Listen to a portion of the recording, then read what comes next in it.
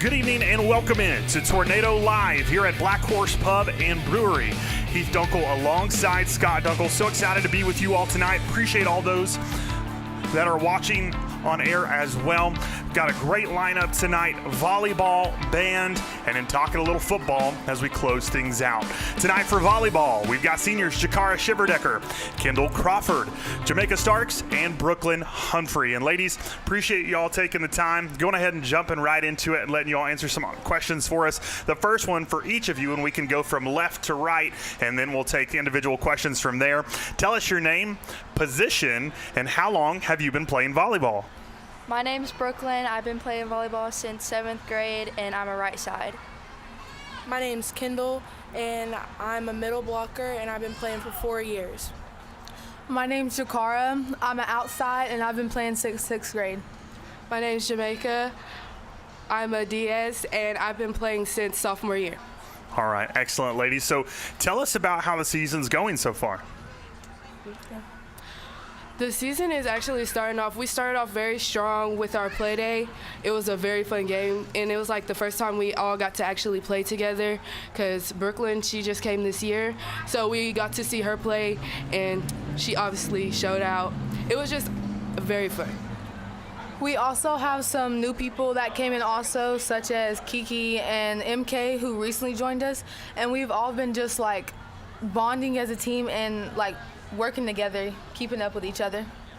Awesome, I love that. Now, I want to know what are the biggest strengths of this year's team?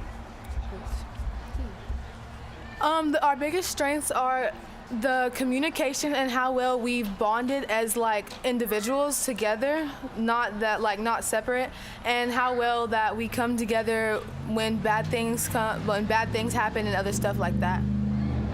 And like one of the strengths is like when our coach, it's like when something has happened, like he can get a little bit, so we can always like, we know he doesn't mean it that way. We just have to listen to the words he's saying. So when we take it that way, we always like get together in the huddle and we try to work it out with his words and with ours.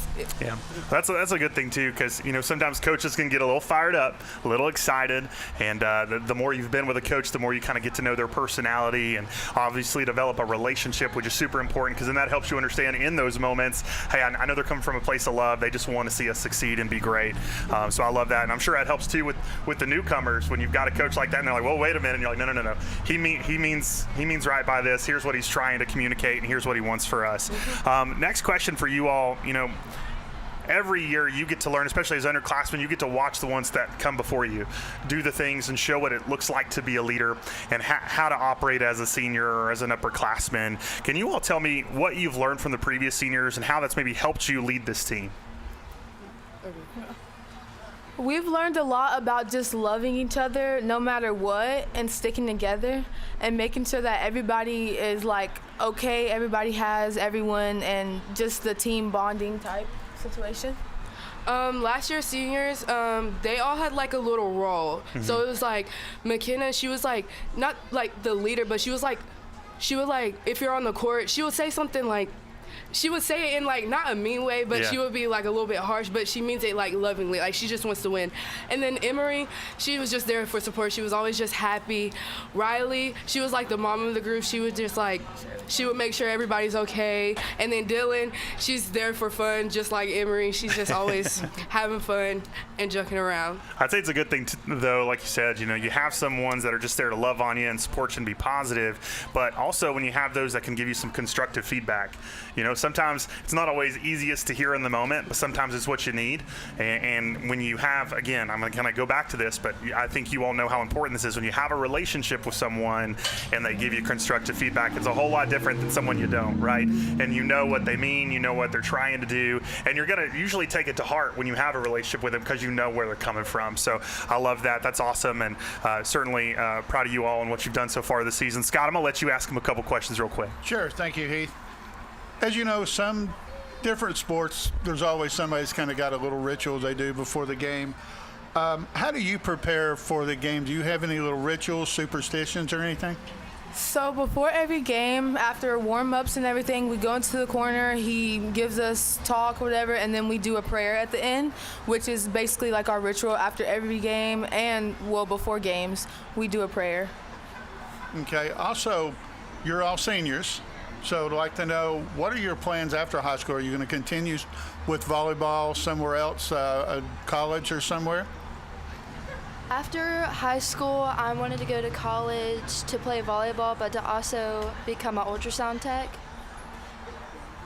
After high school, for now, right now, I plan on talking to some of the volleyball coaches and playing volleyball in college.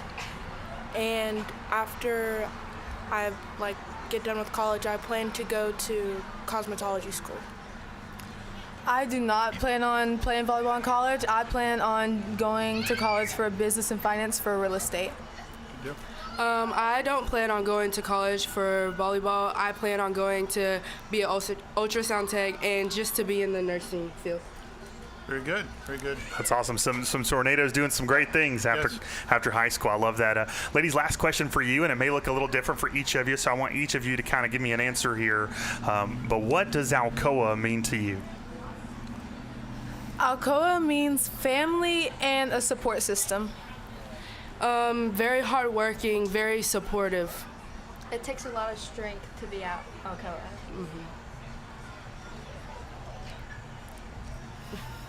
I just think it means family. A lot of bringing together, like everyone knows each other and being around each other, it's like a good environment. Yeah, I feel like one of the things I always tell people after being a broadcaster here in Alcoa for a long time and being a part of this community, and I feel like every year it holds true, is I tell people that there's some schools that when you come in from the outside, it's really hard to ever find your footing and fit in. But to me personally, and this is just from my experience alone, but I've had others that have agreed once I've told them and they've been here for a little while. I say at Alcoa, once you join the family, you become the family. Once you're in with us, you're a Tornado for life. We love you. We've got your back and we support you.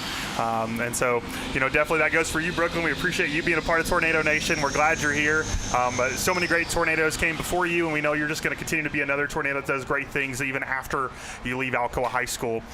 But Scott, a lot of great ladies up here with us today. Appreciate you all taking the time, and excited to see what you all do the rest of the season. Keep us posted. Make sure you're tagging us on 2 Hype Sports so we can continue to give you all the love we can, because we want to see y'all do great things. But that was the volleyball team. We appreciate you all. Scott, we're going to take a quick break, and when we come back, we're going to have the band on and get to know them a little bit as well. We'll be right back. Great job, ladies. Thank you. Awesome, girls.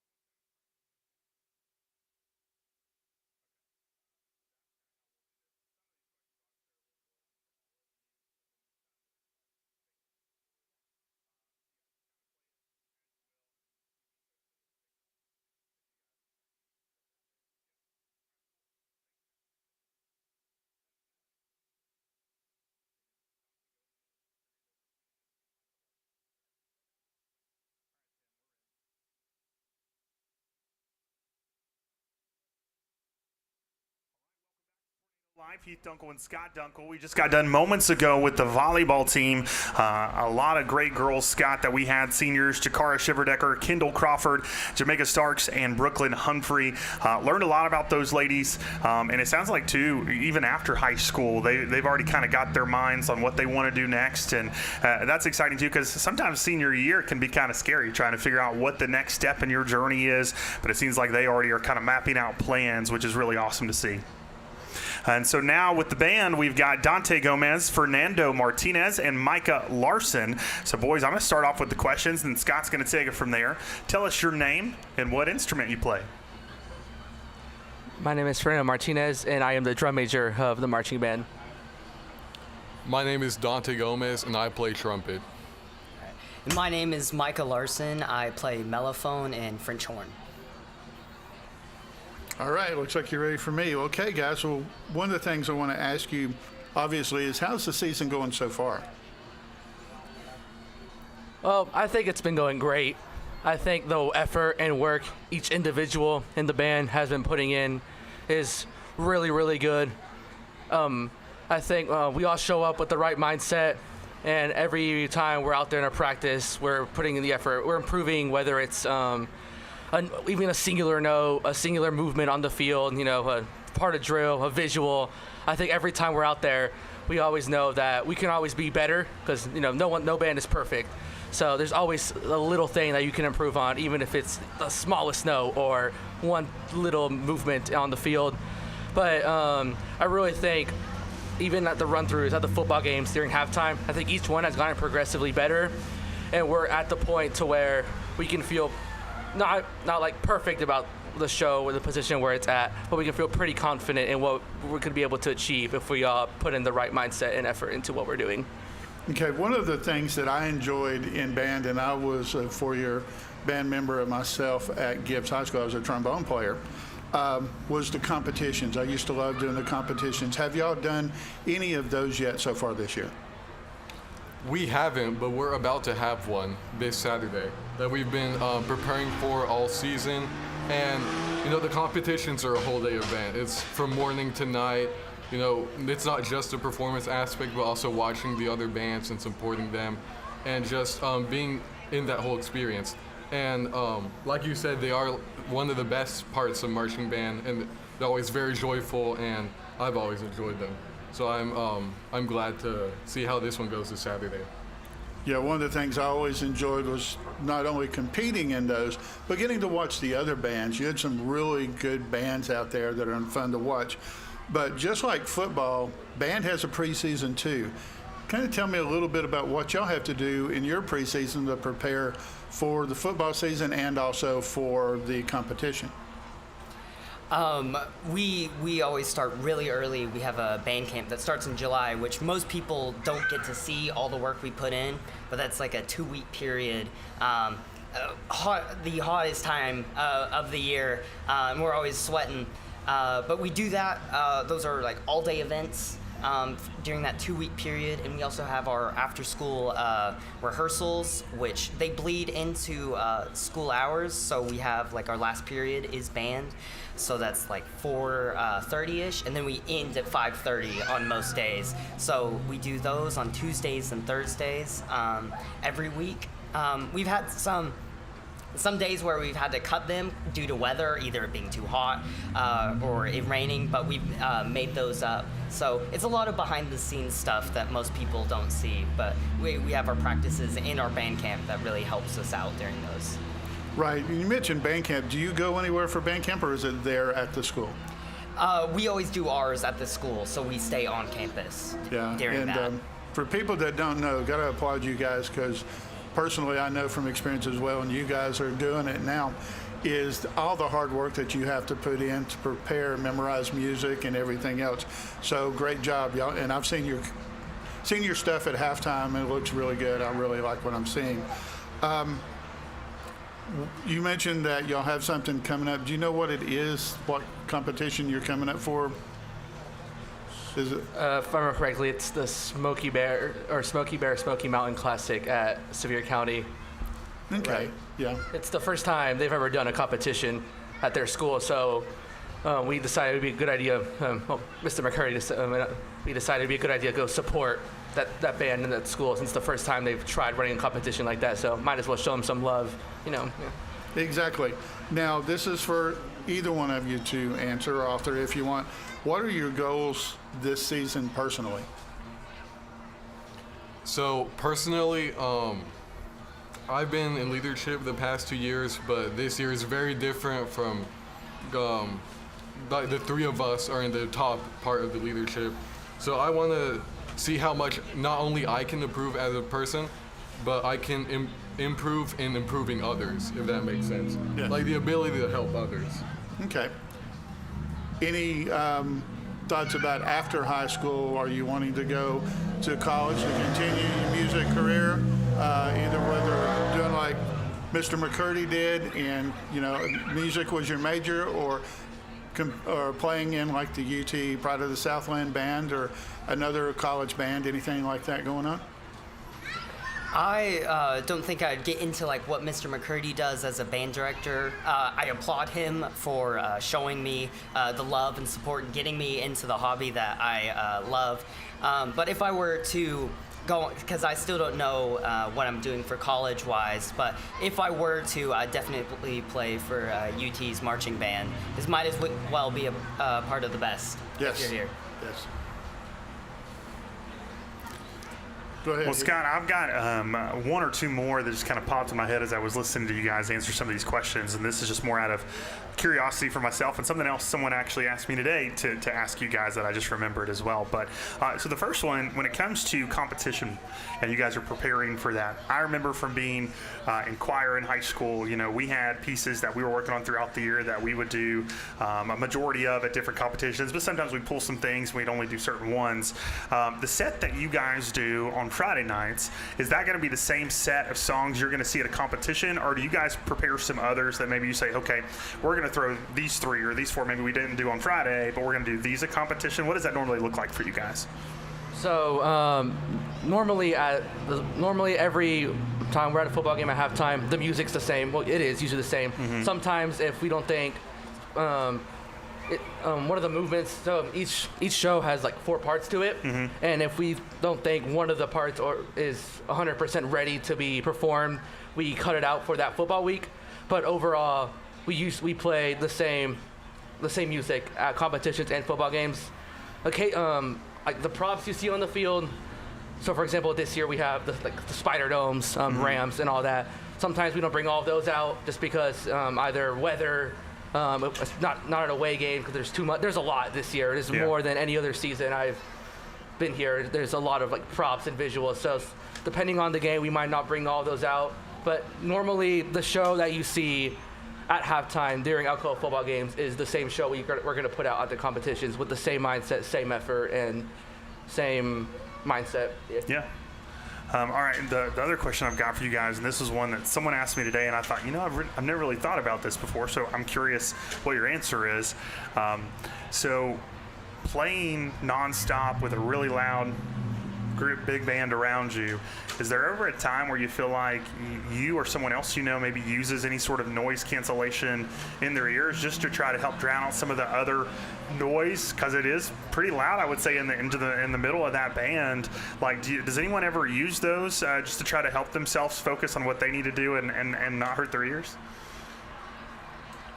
Okay.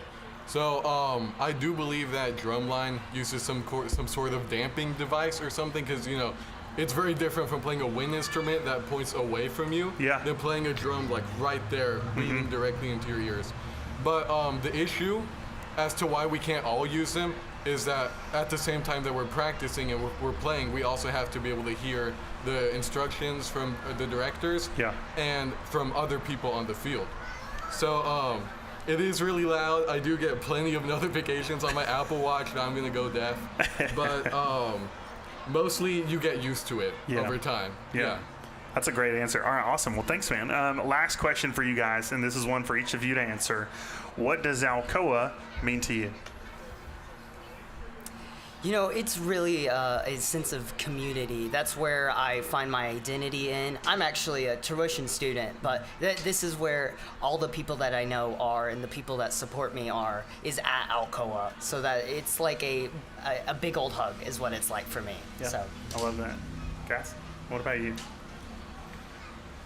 For me, I think of pride, and I think everyone that does some sort of anything, whether it's community service or helping around the community, or if it's an extracurricular activity like football, baseball, or marching band, or any other sports team that we might have, I think everyone takes pride that they're playing and representing Alcoa, because I think it's a great community. Everyone here is everyone here is nice, hardworking, and we all just love each other. And we might not be the biggest town, but I think that where everyone here is even more important because of that. And I think everyone just means more, from community service to sports to just seeing people around. I think it's a really nice community. I think we're all prideful of who we are. I love that. So I feel like something that makes Alcoa really unique is that, like Fernando said, it is a small town, but you do have a lot of diversity compared to other places in the region. You have people from all walks of life, from all stages in life, from all over, especially with all the transplants coming in. You have a ton of people from different places. And you still get that small town community, the very like neighborly aspect. Like, you know all your neighbors, you know all the people in your school, because every grade goes to the same school. So you know everyone, but you also get all kinds of people. Yeah. And so you get a lot of benefits from that, while also getting a strong community. I love that. Great answers from all three of you. It's a pretty special place, and we're certainly glad to be a part of it and glad that you guys are a part of it. We appreciate you all taking the time with us, and we wish you the best of luck this season.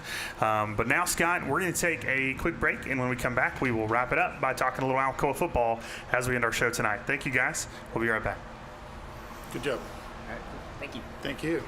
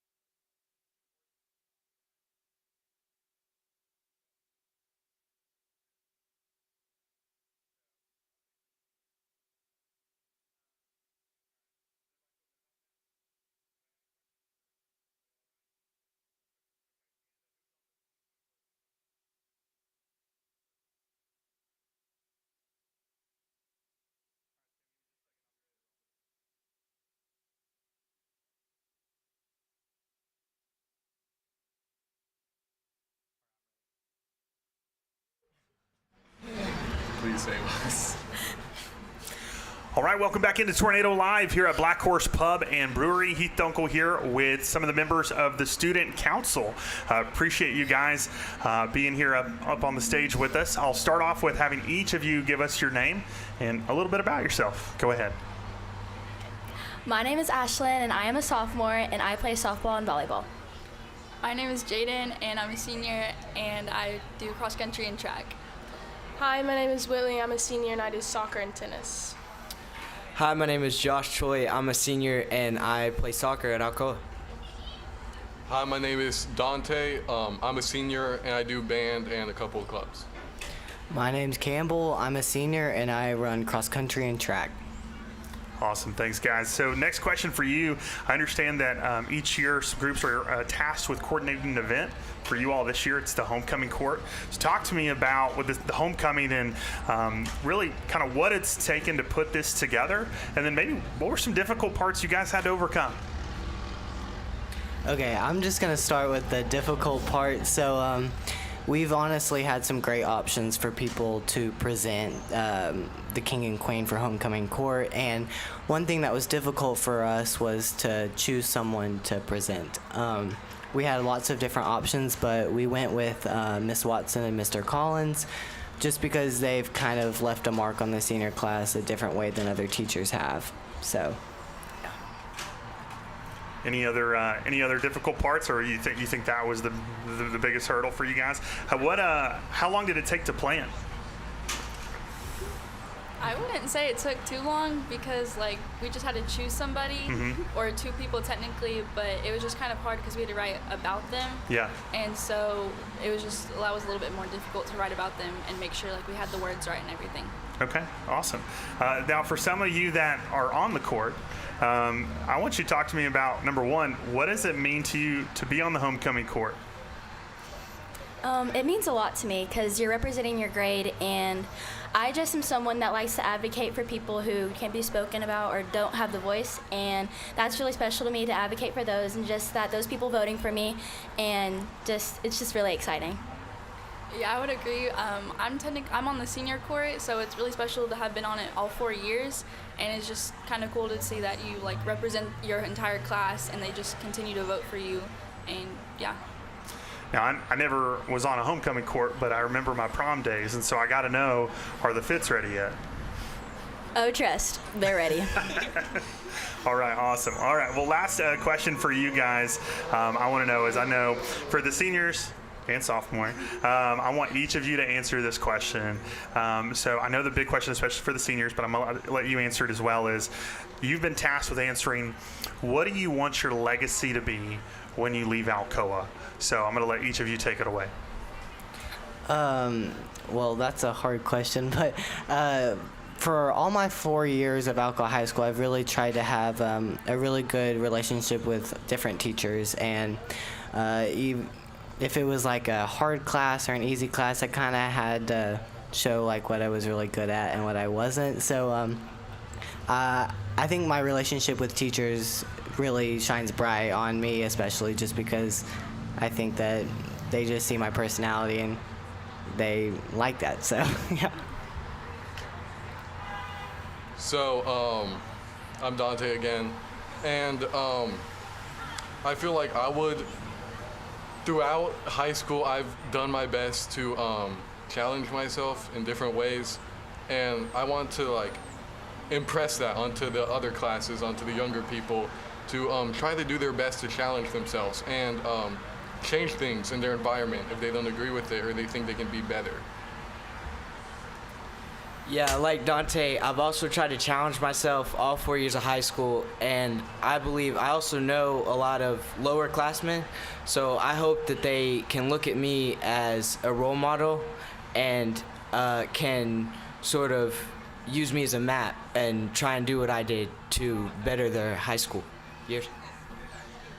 For me, I'm kind of similar to what Josh said. I've built a lot of relationships with underclassmen through a lot of my sports, and I think I just want to leave an impact of kindness and making a positive outlook on the world for them, and to serve as that role model for them.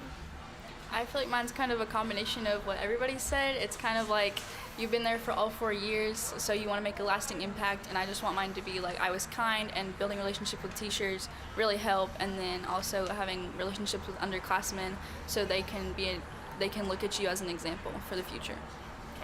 Just like all of them said, they all had really good answers, but I want my impact as I go through high school to just be kind, sweet, and just a good person overall. And I just like look up to all the seniors and stuff so much, and y'all have just done such a good job at creating a legacy. I love that. I feel like I've some themes picking up here from all of you is, number one, really striving to be a great role model. Number two, chasing greatness. And then number three, relationships. And I would tell you that, if I could give you guys any advice to continue to take on with you, relationships, man, that's the biggest piece, right? Whether it's at high school or whether it's after, and anything you do, relationships are going to take you places. And when you look back on your memories, you're not always going to remember the grades you made, but you're going to remember the people you met. Right? So always think about those relationships. And I'll tell you one of my favorite quotes, and I heard it in football, but I think it goes for everything when you talk about trying to be your best and chase greatness, is never choose good when great is available. And so I definitely task you with that and continuing to shine bright at Alcoa this year and for the years to come as well for you. But what a great group of scholars, and hope homecoming is a hit on Friday night, and all you guys rock it out. And you two ladies have a great time on the field. We'll be up in the press box cheering all of you on, and we can't wait to see our Tornadoes on Friday night. But thanks so much for being up here with us. We're going to take a quick break, and then Scott Dunkel is going to rejoin the team, and we're going to talk a little football. We'll be right back. All right, guys. Okay.